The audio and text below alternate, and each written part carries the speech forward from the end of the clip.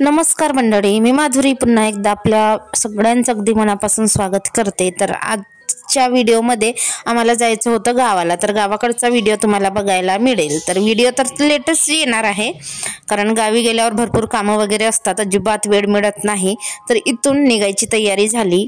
रुद्रांश शाळेतून आला, रुद्रांश 2ला शाळेतून येतो, त्याच्यानंतरच आम्ही गावी जायची तयारी केलो। आणि शुक्रवारच्या दिवशी आमच्या घरी होती पूजा, त्याच्यामुळे संध्याकाळी गुरुवारपर्यंत गावी जायचं ठरलं होतं, कारण इथून बराच लांब आहे। शुक्रवारी वेळेवर जाता म्हटलं तर नेहमीचीच 5 वाजता उठायची सवय आहे, त्यामुळे ती सवय काही सुटत नाही। गावाला जाऊन सुद्धा मी 5लाच उठले, सगळे झोपलेच होते आणि मीच उठले होते। ते पण इस्त लावायचं होतं, मला आग जाळायची होती, पण माचीस दिसलीच नाही, म्हणजे आग पेटी दिसलीच नाही। तर बराच वेळ शोधाशोध केली, त्याच्यानंतर कुठे दिसली तर ती पण सासूबाईंनी आपल्या सोबत घेऊन गेली होती। नंतर दार उघडला आणि त्यांना म्हटलं कुठे आहे म्हणून, तेव्हा त्याने दिलं। नंतर मी आग लावली, म्हणजे इस्तो पेटवली चुलीमध्ये।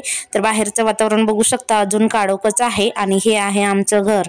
घर तर व्यवस्थित आहे, 2 भावांसाठी 2 रूमचं घर आहे। तर असं सरळ सरळ बघितलं तर 5 रूम आहेत, हॉल वगैरे पकडून। आणि हे बघा बाहेरचं वातावरण, गावी कसं गाई गुरढोरं असतात, तर ते बांधलेले आहेत, दिसतात।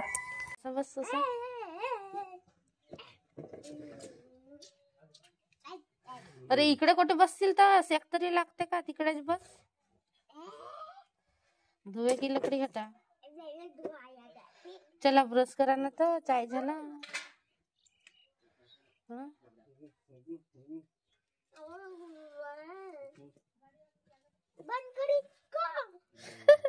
अरे इधर बैठ, ये यहाँ बैठ, यहाँ साइड बैठ, जिधर धुंगा जा रहा है उधर बैठ रहा है। ही आहे आमची रूम, जास्त काही दाखवत नाही। बेड आहे, कपाट आहे, बाकी इतर होतं सामान, शोकेस, ड्रेसिंग वगैरे, कूलर वगैरे, ते दुसऱ्या रूम मध्ये हलवलं, कारण इथे उंदरांनी उकीर काढलं म्हणून। तर मी जास्त काही दाखवत नाही। आमचं घर व्यवस्थित आहे, बनवलेलं आहे, पण अजून प्लॅस्टर झालेलं नाही आहे। तर तुम्हाला व्हिडिओमध्ये एकदम कसंच तरी दिसेल म्हणून मी काही दाखवत नाही। तर चहा आणि बिस्किट खाते आहे। आणि सासरी पहिल्यांदा मी ह्यावेळेस ड्रेस घालून गेली होती, कारण तिकडे चालत नाही। घरी होती पूजा, सासऱ्यानी बोरवेल खोदलं शेतामध्ये, त्याचीच पूजा होती, हवन वगैरे होतं। आणि कधीतरी 5-6 वर्षानंतर तर हवन कथा पूजन वगैरे झालंच पाहिजे घरी। आणि घरी पूजा केली होती सासू सासऱ्यांनी, पण म्हटलं मग यांनी मुलांना पण बोलवू आणि पूजा करू। तसंच 40-50 लोकांचं जेवण होतं, करायला गेलं तर बराच मोठा कार्यक्रम पण होतो, पण नाही म्हटलं थोडंच लोकांना बोलवूया आणि जेवण करूया। तर मी 2 पायल्याचा भात, 4 किलोची भाजी, वरण आणि 1.25 किलोचा प्रसाद पण भाजला होता। आणि भज्जे, 1.5 पायलीचे भज्जे, 1.5 पायलीच्या पुऱ्या मीच बनवल्या होत्या। सगळं काही मी, माझी जाऊ आहे ना, ती नावालाच मोठी आहे, अजिबात काम करत नाही, सगळे कामं माझ्यावरच टाकते, नेहमीच असंच होते नेहमीच। पण असू दे, काय करायचं, ज्याचं त्याचं त्याला। तर मस्त पुऱ्या तळल्या होत्या, आणि ह्या पुऱ्या बनवत आहेत त्या माझे काके सासू आहेत। तर त्या पुऱ्या म्हणजे मशीनने दाबत होत्या, नंतर मी तळल्या। आणि भरपूर वेळ झाली होती पूजेला, तिकडे पंडितजी पण आले होते शेतामध्ये। मग बनवता बनवता अर्ध्यातच ठेवलं आणि आम्ही गेलो शेतामध्ये। ह्या आहेत आमच्या सासूबाई। सासूबाई पण आमच्या अजिबात रिकाम्या नाही राहत, काही ना काही चालतेच असतं ते, आणि मीच काम करतो। माझी जाऊ आहे ना, ती तर अजिबात काम करत नाही, एकदम लोला भाजी आहे, अजिबात काम करत नाही। कामं कसे सगळ्यांनाच येतात, पण काही लोक काम नाही करत, त्यांना काम चुकारपणा करतात, त्यातलेच म्हणाल तरी चालते। तर ते सगळे कामं मलाच करायला लागले, भरपूर कामं। आणि मला पाठदुखीचा त्रास आहे, कंबरदुखीचा। पूजेसाठी वेळ पण झाली होती, फोनवर फोन येत होते, बाकीचं सगळं सामान घेऊन गेलं होतं, नैवेद्याचं मी घेऊन जाते, आणि रुद्रांसाठी बिस्किट। तर गावाकडे आल्यावर ना कंपल्सरी साडी घालावं लागते, अजिबात ड्रेस नाही। तरी सुद्धा मी आता येताना आणि जाताना दोन्ही टाइम ड्रेस घातले होते। साडी घालायचा, डोक्यावर पदर। तर जिकडे पूजा आहे तिकडे चालली मी, रुद्रांसाठी बिस्किट, इथे नैवेद्याचं, पाण्याची बॉटल, सगळं साहित्य घेऊनच गेले आहेत। पण थोडासा होता जे काही ते मी जाते, सासू आणि जाऊबाई मागून येतात, कारण सगळे चिल्लम चिल्ली करतात, ओरडतात। कामातच कसं आपल्याकडे 5-10 लोकांचं पण जेवण असलं तरी भरपूर असं वेळ लागतो कामात।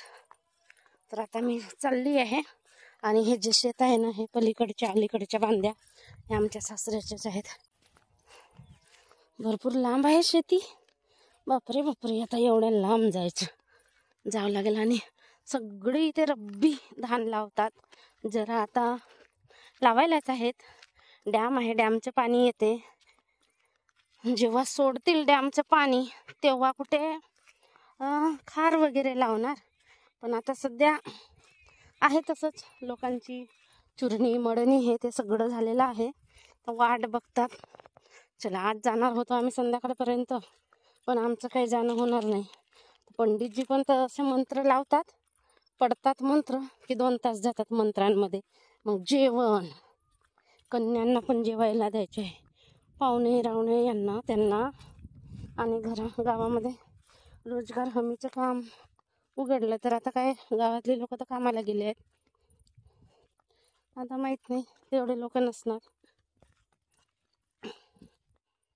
इथे लावलं रुद्रांच्या पप्पाने गाडी, हा रस्ता आणि हा आमचा शेत इकडे. मी पण जास्त वेळ नाही आली, 1-2 वेळ आली शेतामध्ये, तेवढं मला पण नाही माहीत. पण मी म्हटलं जिकडे गर्दी असेल तिकडे जाणार, 2-4 लोक दिसतात तिकडेच जाणार. तर मी आली. आणि सासूबाई वगैरे यायलाच आहेत. रुद्रांश तर मस्त मजा करते. रुद्रांशला तर अशीच मजा पाहिजे असते, सारखं फिरायचं इथे. आंघोळ पण त्याने इथंच केली शेतामध्ये बोरच्या पाण्याने. आणि इकडे खार पेरली आहे सासऱ्यांनी, बघा खार पेरली. खारीच्या खाली तिकडे विहीर आहे. आणि आता मी आली शेतामध्ये. रुद्रांशची तर काय मजाच असते बाप्पा, गावी आला वगैरे तर इथं तिथं हात हो करायचा. ही आहे बघा माझी जाऊबाई, आणि ब्लू टी शर्ट वाले आहेत माझे भासरे, म्हणजे माझ्या मिस्टरांचे मोठे भाऊ आणि मोठी वहिनी आहेत. तर आमच्याकडे जाऊ भासरे म्हणतात त्यांना. तर भासरे असतील तर डोक्यावर पदर कायम ठेवावा लागतो. आणि ही आहे माझी सासूबाई आणि सासरे. आमची सासूबाई थोडीशी मॉडर्नच आहेत, व्यवस्थित टापटीप राहतात. मॅचिंग बांगड्या, मॅचिंग साडी, मॅचिंग ब्लाऊज, सगळं काही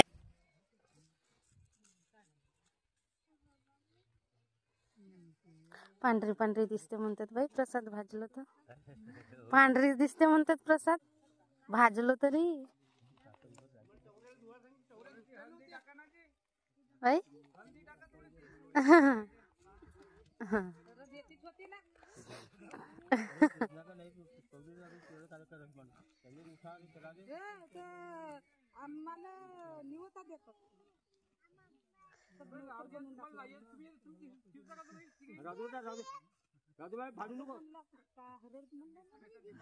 गंमत केला दे ना, प्रसादी धडत टाका, मग गंमत केला. पांढरी पांढरी दिसते म्हणतात महाराज, गंमत केला. आणि हे आहेत मायलेक सासूबाई आणि रुद्रांशचे पप्पा. बऱ्याचदा रुद्रांशचे पप्पा व्हिडिओमध्ये येत नाही, कधीतरी बळजबरीने घेते किंवा थोडंसं असं त्यांच्याकडे मोबाईल दाखवते, कॅमेरा दाखवते, तेव्हाच ते व्हिडिओमध्ये येतात. पण आज बघा, आज फुल व्हिडिओमध्ये आलेले आहेत रुद्रांशचे पप्पा. तर शेतामध्ये ना मग चाय चिवड्याचं कार्यक्रम आणि संध्याकाळी घरी जेवण होतं. काही लोकांना बोलवलं होतं, कंपल्सरी बोलवलं नव्हतं. माझ्या सासरचं जो गाव आहे तो लहानच आहे आणि रोजगार हमीचे पण कामं चालू झाले होते, त्याच्यामुळे लोक पण नाही आले. चिवडा तर आम्ही भरपूर घेऊन आलो होतो. आणि मी दिसली का तुम्हाला साडीमध्ये? जेवढ्या वस्तू शेतामध्ये नेल्या होत्या तेवढ्याच वस्तू परत आणाव्या लागल्या. न्यायच्या वेळेस तर काही वाटत नाही, पण आणायच्या वेळेस पण बराच असा वाटतो, पसारा वाटतो. तर सगळ्या वस्तू गुंडाळल्या आणि आणलं. चिवडा सुद्धा वाचला होता, कारण बरीच लोक आली नव्हती. सगळं व्यवस्थित बांधून पॅक करून आणलं होतं. तर ही शेत आहे आमचं. आणि आता रब्बीच्या खारी वगैरे पेरलेल्या आहेत सासऱ्यांनी. सासरेच सांभाळतात शेती, फक्त देण्या घेण्याचं काम मुलांचं असतं, पैसे. आधीच मला कंबरदुखीचा त्रास आहे, गावी जाऊन सगळी कामं माझ्याच अंगावर आली. आणि कसं जमिनीवर बसायचं, खाली वाकून सामान उचलायचं, हे ते कामं सारखं ओढण्या उभ्याचे कामं होते, त्याच्यामुळे अजून जास्त कंबर दुखत होती. मग गेलो दवाखान्यात. दवाखान्यातून यायला आम्हाला उशीर झाला, कारण दुसऱ्या गावीत जावं लागतो. मग तिथे औषधी वगैरे मिळाली नाही, तर तालुक्याच्या ठिकाणी जावं लागलं औषधीसाठी. मग उशीर झाला. बाकी तळायचं होतं, पुऱ्या बनवायचे होते, भजे बनवायचे होते.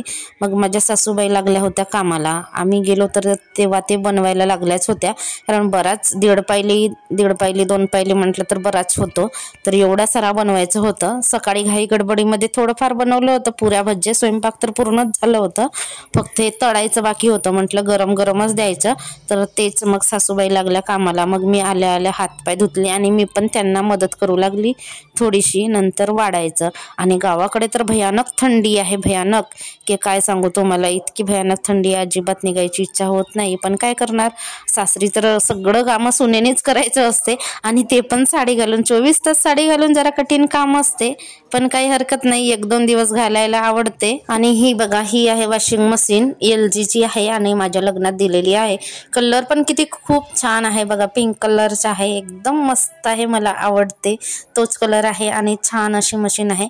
कंबरदुखीचा त्रास आहे यांना, म्हणते मशीन आणा, कपडे तरी मशीनमध्ये धुवायला होणार. पण हे म्हणतात गावापासून आणेपर्यंत 4-5 हजार रुपये भाडा लागेल, कुणी येणार इकडे सामान वगैरे घेऊन कधीतरी, तेव्हा आणू, म्हणून तसंच राहते. आणि गावाकडे कसं मातीचं घर आहे, मातीचं नाही आहे, पक्क्या विटांचंच आहे, पण प्लास्टर वगैरे अजून झाली नाही, त्यामुळे उंदरांनी वगैरे जागा धरून आहेत किंवा धरतात आणि मग सामानाची सगळी खराबी करतात असं वाटते. तर आणा म्हणते, पण आणत नाही. मी नेहमी गेली तर मी ओपन करून बघते, आपला सामान पुसपास करून ठेवते. आणि हा आहे आमचा कमरा. इकडे कोणी येत नाही किंवा जात नाही. जेव्हा आम्ही गेलो तेव्हाच थोडंसं राहट वगैरे होते, वापर होते ह्या कमऱ्याची, नाही तर अजिबात कोणी जात नाही. सासूबाई झाडू वगैरे लावायला जाणार तेव्हाच, किंवा सारवायला जाणार. खाली फ्लोरिंग केलेली आहे अशी. आणि आमच्या कमऱ्यामध्ये मातीचं आहे, समोरच्या कमऱ्यामध्ये फ्लोरिंग वगैरे केली आहे. आमच्या कमऱ्यामध्ये सामान होता त्यामुळे फ्लोरिंग वगैरे केली नाही, मातीचंच आहे.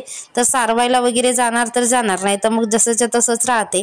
तर माझ्या सामानाची तर सगळी वाट लावली. इकडे ड्रेसिंग, कूलर, शोकेस वगैरे सगळं बाहेर काढून ठेवलेलं आहे. आणि नको त्या वस्तू ठेवून देतात. आता त्यांना पण काय म्हणायचं नाही का, ते पण कामाधंद्यातले लोक, आपलं सामान काय सांभाळून कितवर ठेवणार.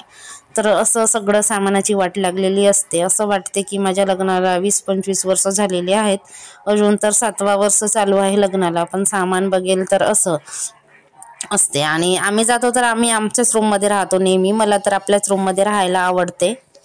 चला तर मंडळी, आपला ब्लॉग भरपूर लांब होणार आहे, म्हणून मी इथेच माझ्या ब्लॉगचा एंड करते. तर हा होता गावाकडचा ब्लॉग. आणि यायच्या दिवशीचं पण तुम्हाला दाखवते, त्याच्यामध्ये सगळं दिसतील, जाऊ, भासरे, सासू सासरे, माझी ननद वगैरे सगळंच दिसतील. तर व्हिडिओ आवडला का?